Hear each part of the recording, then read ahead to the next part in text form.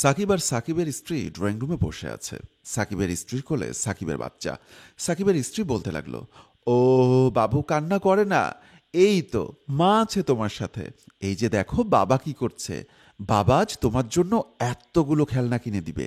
ঠিক এমন সময় সাকিবের বাসার কাজের মেয়ে সালমা একটা টাকার বান্ডিল নিয়ে সেখানে এসে হাজির হয় এবং টাকার বান্ডিলটি সাকিবের দিকে এগিয়ে দিয়ে বলে, ভাইজান এই লন টাকা, আপনার বাবুটারে আমারে দিয়া দেন।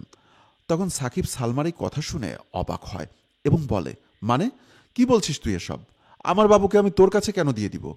তখন সালমা বলল, ভাইজান আপনার বাচ্চার উপর প্রতিদিন যে নির্যাতন হয় সেটা আমি আর আমার দু চোখে দেখতে পারি না। ভাইজান, হে মাসুম বাচ্চার উপর কোনো মানুষ এভাবে নির্যাতন করতে পারে বলেন? এর চেয়ে ভালো আমার কাছে ওকে দিয়ে দেন, আমি ওরে নিয়ে যাই। এই সালমা, তুই এগুলো কি বলছিস? তোর মাথা ঠিক আছে? হ্যাঁ, আমার বাবুকে কে নির্যাতন করবে? কে আর করবে? আমাদের ছোট আপা করে। এই কথা শুনে সাকিবের স্ত্রী একটু হকচকিয়ে যান।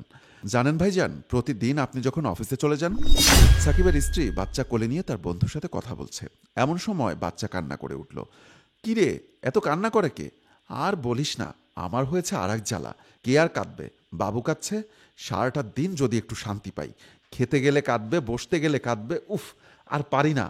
এরপর সাকিবের স্ত্রী বাবুকে একটা চট দিয়ে বলে, এই আর কাঁদবি না, হ্যাঁ, কাঁদলে না একেবারে মেরে ফেলবো তোকে।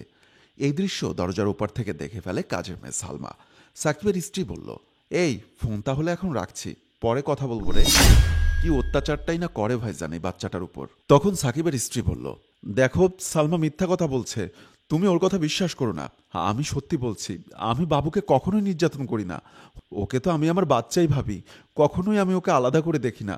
প্লিজ আমার কথাটা বিশ্বাস করো। এবার সাকিব তার স্ত্রীর গালে কষে একটা চট দিয়ে বলে, বিশ্বাস করব তোমার কথা, তাই না? আর কি আছে বিশ্বাস করার মতো বলতে পারো? যে মেয়ে এতটুকু বাচ্চার উপর নির্যাতন করতে পারে সে পৃথিবীর সব কিছুই করতে পারে।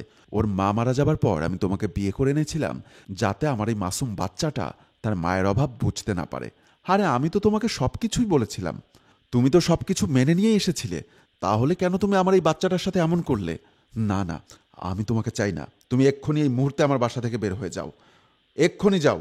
তখন সাকিবের স্ত্রী সাকিবের পায়ে ধরে কান্না করতে থাকে, আমাকে তাড়িয়ে দিও না, আমার ভুল হয়ে গেছে, আমি বুঝতে পারিনি, আমার তো বাচ্চা হয়নি, নিজের বাচ্চা কিভাবে দেখাশোনা করতে হয় সেটা আমি এখনো বুঝে উঠতে পারিনি, আমাকে একটু সময় দাও, দেখো সব কিছু ঠিক হয়ে যাবে, আমি সব কিছু মানিয়ে নিব। আচ্ছা ঠিক আছে, তুমি যদি চাও আমি কোনো বাচ্চা নিব না, ওই হবে আমাদের একমাত্র সন্তান, প্লিজ এবারের মতো আমাকে মাফ করে দাও। এই কথাগুলো বলে সাকিবের স্ত্রী কান্নায় ভেঙে পড়ে। সাকিব বলল, আচ্ছা ঠিক আছে, তবে ভবিষ্যতে যদি আর কখনো এমনটা শুনেছি বা দেখেছি তাহলে তোমার পরিণতি খুব খারাপ হবে। এই বলে সাকিব সেখান থেকে চলে যায়। এদিকে সাকিবের স্ত্রী আর কাজের মেয়ে সালমা সেখানে দাঁড়িয়ে থাকে। বন্ধুরা, আমার এই গল্পটি যদি আপনাদের বিন্দু পরিমাণ ভালো লেগে থাকে তাহলে অবশ্যই লাইক, কমেন্টস এবং শেয়ার করে আমাদের সঙ্গেই থাকবেন।